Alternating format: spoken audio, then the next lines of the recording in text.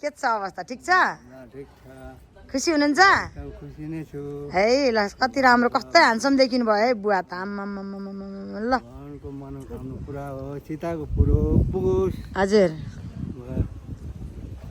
ल के भन्न चाहनुहुन्छ रिमा छोरीलाई हजुर रिमा नानीलाई के भन्न चाहनुहुन्छ रिमा नानीलाई अब के भन्नु र अब अहिले आशीर्वाद दिँदै हुनुहुन्थ्यो त आशीर्वाद दिँदैछु त आफूको सबैलाई मनोकामना पुरा होस् चिताको पुगोस् जो मनले चिताको छ त्यो पुरा होस् बुवा आमालाई घर बनाएर राख्ने सपना छिट्टै पुरा होस् भन्नुभएको हो हो त्यही हो बुवा आमालाई घर बनाएर मन राख्नुहोस् त्यो राम्रो कुरा पुगोस् यी सबै बुवा आमाहरू अहिले यसरी बाहिर चौरमा यसरी चाहिँ घाम ताप्नु परेको छ होइन उहाँ बुवा आमाहरूलाई चाहिँ छिटोभन्दा छिटो रिमा छोरीले चाहिँ नयाँ घर बनाएर सारेको चाहिँ देख्न पाऊँ होइन त र म पनि घरमा गएर बस्न पाऊँ होइन बुवा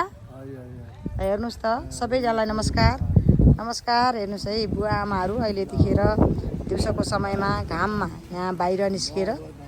यसरी बस्नु भएको छ र हाम्रो बुवा आमाहरूले धेरै आशीर्वाद दिइरहनु भएको छ रिमा छोरीको जय होस् राम्रो होस् छिटै मनले चिताएको कुराहरू परिपूर्ण हुन्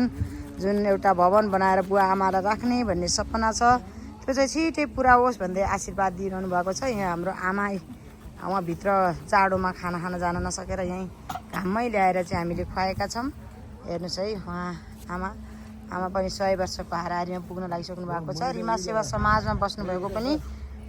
5 वर्ष हुन लागिसकेको छ सबै बुवा आमाहरू सबैको आशीर्वाद हजुरहरू सबै रिमा सेवा समाज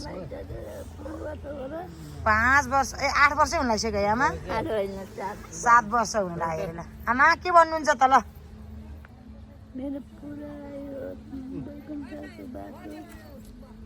हजुरको कहाँ अहिले बैकुण्ठको बास हुनु घरमा गएर नयाँ घर गएर बस्नुपर्छ अनि पो त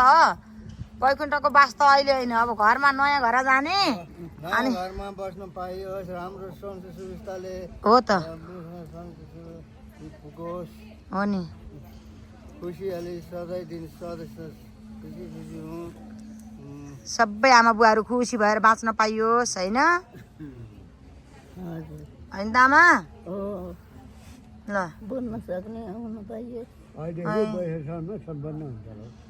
ल कहिलेसम्म रे कालेबा वैशाखसम्म सम्पन्न हुन्छ हाम्रो घर ल हाम्रो कालेबाले चाहिँ वैशाखसम्ममा हाम्रो